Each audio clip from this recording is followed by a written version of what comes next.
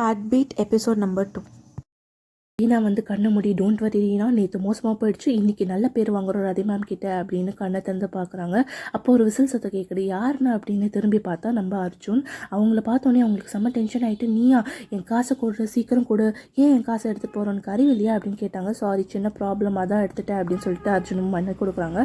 அப்புறம் ரீனா பார்க்குறாங்க, அர்ஜுன் வந்து ஒரு BMW காரில் வந்திருக்காங்க. அதை பார்த்தோன்னே அவங்களுக்கு டவுட் வருது, இவன் ஏன் 2000 ரூபாய்க்காக காசு அடிச்சிட்டு போனா அப்படின்னு கேட்குறாங்க. எதாவது ப்ராங்க் எதாவது பண்ணிங்கன்னா கேட்குறாங்க. இல்லை அர்ஜுன் நான் ப்ராங்க்லாம் பண்ணல அப்படின்னு சொல்கிறாங்க. அதுக்கு ரீனா வந்து ஐயோ ப்ராங்க்லாம் பண்ணியிருந்தா எதுவும் சோஷியல் மீடியாலாம் போட்டுறாதீங்க, சரி இனிமேட் ப்ராங்க்லாம் பண்ணாதீங்க அப்படின்னு சொல்லிட்டு எனக்கு லேட் ஆச்சுன்னு கிளம்புறாங்க. கிளம்பிட்டு பார்த்தா அர்ஜுன் கொடுக்க வந்த ஐடி கார்டை வாங்காமலே போயிட்டாங்க. அப்புறம் அருணா பார்த்துட்டு எங்கே ஐடி கார்டு அப்படின்னு கேட்குறாங்க. அப்போ தான் உங்களுக்கு ஞாபகம், ஐயோ ஐடி கார்டை வாங்காமல் வந்துட்டோம், சரி அருணா வந்து 50 ஸ்குவாட்ஸ் போடு, அப்புறம் ராமநாதன் சார் கிட்ட தான் இன்றைக்கி உனக்கு டியூட்டி, ஸ்குவாட்ஸ் போட்டுட்டு அவரை போய் பாரு அப்படின்னு சொல்கிறாங்க. இவங்களும் ஸ்குவாட்ஸ் போடுறாங்க. தேஜு வந்து பேப்பரில் ராக்கெட் செஞ்சு விளையாட்டுருக்காங்க. அதுக்கு நவீன் கேட்குறான் ஏதாவது உருப்படியாக வேலை செய்யலாம்லன்னு. அப்போன்னு பார்த்து ரீனா வராங்க. என்ன இன்றைக்கும் ஸ்குவாட்ஸா அப்படின்னு தேஜு கலாய்க்கிறாங்க. பேசாமல் நான் மேம் கிட்ட சொல்லி ஒரு நாள் புஷ்அப்ஸ் புல்லப்ஸ்னு மாற்றி மாற்றி தர சொல்கிறேன், என்ன சரியா ஜிம்லாம் போயிடாத அப்படின்றாங்க.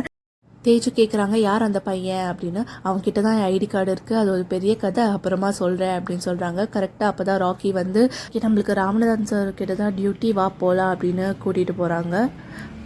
போகிற வழியில் ரவியன் அனிதாவை பார்க்குறாங்க. அவங்க வந்து ராமநாதன் சார் கிட்ட ஜெல் ஆகிறதுக்காக ஒரு டிப்ஸ் கேட்குறாங்க. அவங்க சொல்கிறாங்க ராமநாதன் சாருக்கு சினிமானா பிடிக்கவே பிடிக்காது, ஸோ அதை பற்றி பேசாதீங்க அப்படின்னு சொல்கிறாங்க. ராக்கி வந்து நீங்கள் 2 பேரும் கோல்டு இல்லை டைமண்ட்ஸ், தேங்க்ஸ் ஃபார் த டிப்ஸ்னு சொல்லிட்டு ராமநாதன் சாரை பார்க்க போகிறாங்க.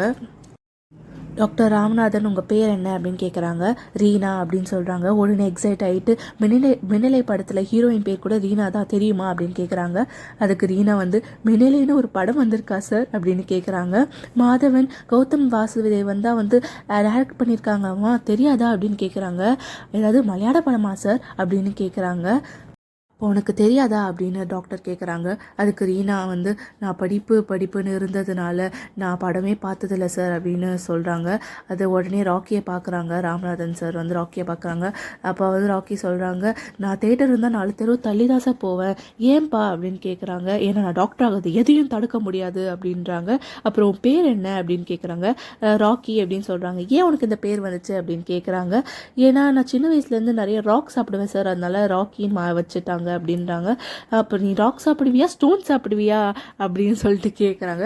இல்லை சார் ஸ்டோன் தான் சாப்பிடுவேன் அப்படின்னு சொல்லிட்டு ராமநாத் சார் கடுப்பாயிட்டு, எனக்கு படம் பிடிக்கும் தெரிஞ்சே நீங்கள் என்னெல்லாம் கலாய்க்கிறீங்களா, கெட் அவுட் அப்படின்னு சொல்லிட்டு நான் ரவுண்ட்ஸ்க்கு டைம் ஆச்சு அப்படின்னு சொல்லிட்டு அவரோட செடஸ்கோப் எடுத்துகிட்டு வெளில கிளம்புறாரு. வெளில கிளம்புறப்பயே கரெக்டாக ஸ்ட்ரெச்சரில் அடிபட்டு உருண்டு பெருண்டு போகிறாரு.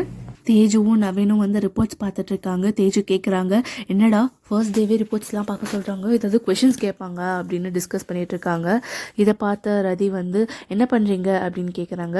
ஐயோ இன்னும் சொல்லி சமாளிக்கிறதுன்னு தெரியாமல் நவீன் வந்து இல்லை மேம் இந்த மாதிரி கேஸ் வந்து தேஜு அசஸ் பண்ணியிருக்காங்களாம், அதான் டிஸ்கஸ் பண்ணிகிட்டு இருந்தோம் அப்படின்னு சொல்கிறாங்க.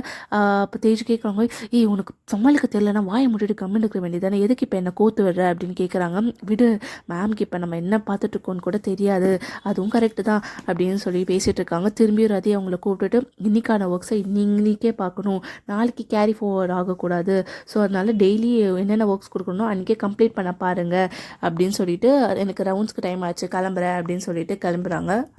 அங்கேருந்து கட் பண்ணால் ஒருத்தவங்க வந்து ஸ்ட்ரெச்சரில் ஒரு குழந்தைய கூப்பிட்டு வந்து எமர்ஜென்சின்னு கூட்டிகிட்டு வராங்க. இங்கே வந்து ரீனாவும் ராக்கியும் வந்து ரொம்ப கஷ்டத்தில் உட்காந்துட்ருக்காங்க. இந்த சீனியர்ஸ் நம்மளை வச்சு செஞ்சுட்டாங்கல்ல. ஆமாம் இந்த ஹாஸ்பிட்டலில் எல்லாருக்கும் வேலை இருக்குது, ஆனால் நம்ம 2 பேருக்கு தான் வேலையே இல்லாமல் இப்படி உட்காந்துட்ருக்கோம். ரவியும் அனிதாவும் இன்னைக்கு நம்ம அவங்கள வச்சு செஞ்சிட்டோம் இல்லை பாரு, அவங்க 2 பேரும் வெக்ஸாகி உட்காந்துட்ருக்காங்க, வா நம்ம அவங்கக்கிட்ட போய் பேசலாம் அப்படின்னு சொல்லிட்டு பேசிகிட்டு இருக்காங்க. என்ன சீனியர், நான் உங்களை டைமண்ட் ரேஞ்சில் வச்சுருந்தேன், இப்படி பண்ணிட்டீங்களே அப்படின்னு சொல்கிறாங்க ராக்கி. அப்படிலாம் இல்லை, இந்த ஹாஸ்பிட்டல்லையே சினிமா டாக்டர் அப்படின்னு சொன்னால் தான் அவருக்கு தெரியும், சின்ன வயசுலேயே அவருக்கு சினிமா நடிக்கணும் தான் ஆசை, அவர் அப்பா வந்து நீ டாக்டர் ஆகிட்டு என்ன வேணால் பண்ணிக்கோ அப்படின்னு சொல்லிட்டாங்க, அதனால தான் டாக்டர் ஆனார் அவர். இப்படி பேசிகிட்டு இருக்கிறப்ப ரவிக்கு வந்து ஒரு மெசேஜ் வருது, எமர்ஜென்சி கேஸ் அப்படின்னு சொல்லிட்டு. ஸோ எல்லாரும் வந்து எமர்ஜென்சி ரூமுக்கு போகிறாங்க. ஆர்த்தி வந்து என்ன ஆச்சு அப்படின்னு கேட்குறாங்க. அதுக்கு வந்து அந்த பையனோட அம்மா வந்து எல்லாம் தெலுங்குலேயே சொல்லிட்டு இருக்காங்க என்ன ஆச்சுன்னு. இங்கே யாருக்கும் எதுவுமே புரியல. ரீனா சொல்கிறாங்க, சரி கவலைப்படாதீங்க காப்பாற்றிடலாம் அப்படின்னு சொல்லிட்டு அந்த பையனை கூட்டிகிட்டு ஸ்கேன் எடுக்க போகிறாங்க. அப்போ அங்கே ஸ்கேன் எடுக்கிறவங்க கேட்குறாங்க, என்ன பிரச்சனை டாக்டர் அப்படின்னு கேட்குறாங்க. பொம்மை முழுங்கிட்டான் அப்படின்னு சொல்கிறாங்க. எக்ஸ்ரே ரிப்போர்ட் வந்துடுச்சு. இதை டாக்டர் ரதி வந்து அனலைஸ் பண்ணுறாங்க. அப்போ அவங்க கண்டுபிடிச்சிட்டாங்க. அவங்க அந்த பையன்கிட்ட கேட்குறாங்க, என்ன எக்ஸாம் அப்படின்னு. அந்த பையன் சொல்கிறான் மேக்ஸ்ன்னு. உடனே அவங்க அம்மா வந்து அவங்க அப்பாவை திட்டுறாங்க, எல்லாம் உங்களால் தான் அப்படின்னு. ரதி அந்த பையன்கிட்ட சொல்கிறாங்க, மேக்ஸ் கஷ்டமாக தான் இருக்கணும் அப்படின்னு, நீங்கள் எப்படி பாஸ் ஆனீங்க அப்படின்னு அந்த பையன் கேட்குறான். திரும்பி படித்தா கண்டிப்பாக பாஸ் ஆகலாம், இப்படிலாம் பண்ணக்கூடாது பாரு, உனக்காக எத்தனை டாக்டர்ஸ் வந்து வெயிட் பண்ணிகிட்ருக்காங்க, இப்போ அவங்க வேலையெல்லாம் டிஸ்டர்ப் ஆகுதுல, இந்த மாதிரி பண்ணக்கூடாது அப்படின்னு சொல்கிறாங்க. ரீனாவை கை காட்டி அந்த பையன் இந்த அக்கா கிட்ட சொல்லிட்டேன் அப்படின்னு சொல்கிறான்.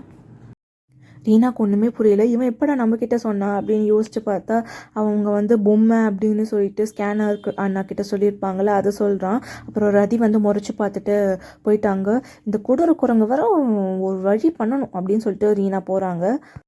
அருணா கேட்பாங்க, ரீனா நான் ராமநாதன் சார் கிட்ட தானே உங்களை 2 பேரையும் ஒர்க் பண்ண சொன்னேன், இங்கே என்ன பண்ணிகிட்ருக்கீங்கன்னு. சார் தான் போக சொல்லிட்டாரு அப்படின்னு சொல்லுவாங்க. சார் போக சொன்னால் நீங்கள் போயிடுவீங்களா? ரீனா இங்கே பாரு, எல்லா டைமும் ஒரு டாக்டர்னா அவேராக இருக்கணும், நீ அப்படி இருக்க மாட்டேங்கிற, ஸோ நல்லா கவனிச்சிரு அப்படின்னு சொல்லிட்டு போகிறாங்க. ராக்கி வந்து கடவுள் எப்போவுமே நல்லவங்களை சோதிப்பார் ஆனால் கைவிட மாட்டாருன்னு சொல்லிட்டு மொக்க டைலாக் போட்டுட்ருக்கான். ராக்கி ரீனாவும் ராமநாதன் சார் கிட்ட சாரி கேட்கலான்னு போகிறாங்க. சாரி சார் அப்படின்னு கேட்குறாங்க. அவர் கண்டுக்கிற மாதிரி தெரியல. ஸோ என்ன பண்ணலான்னு யோசிச்சுட்டு, சார் 68 என் ஃப்ரெண்டு அசிஸ்டன்ட் டேரக்டாக ஒர்க் பண்ணுறாங்க அப்படின்னு சொல்லிட்டு ரீனாவும். ராக்கி, ஆமாம் சார், அதே படத்தில் என்னோடய ஃப்ரெண்ட் வந்து காஸ்டியூம் டிசைனராக ஒர்க் பண்ணுறாங்க அப்படின்னு சொல்லிட்டு ராக்கியும் வந்து சார் கிட்ட சொல்கிறாங்க. இதை கேட்டோடனே சார் வந்து சரி மன்னிச்சிடலாம் அப்படின்னு சொல்லிட்டு மன்னிச்சிடுறாங்க. ஆனால் ஒரு கண்டிஷன் போடுறாங்க, என் கூட நீங்கள் 2 பேரும் சேர்ந்து ஒரு ரீல்ஸ் பண்ணணும் அப்படின்னு சொல்கிறாங்க. ஆனந்த் சார் என்னமோ ஒரு ஜாலியாக தான் ரீல்ஸ் பண்ணிட்டு இருக்காரு. ஆனால் ராக்கியும் ரீனாவும் ஐயோ கடவுளே இவர்கிட்ட வந்து மாட்டிக்கிட்டோமேனு பாதப்பட்டுருக்காங்க. ஸோ இந்த எபிசோட் முடிஞ்சிருச்சு. உங்களுக்கு பிடிச்சிருந்தா கமெண்ட் பண்ணுங்கள்.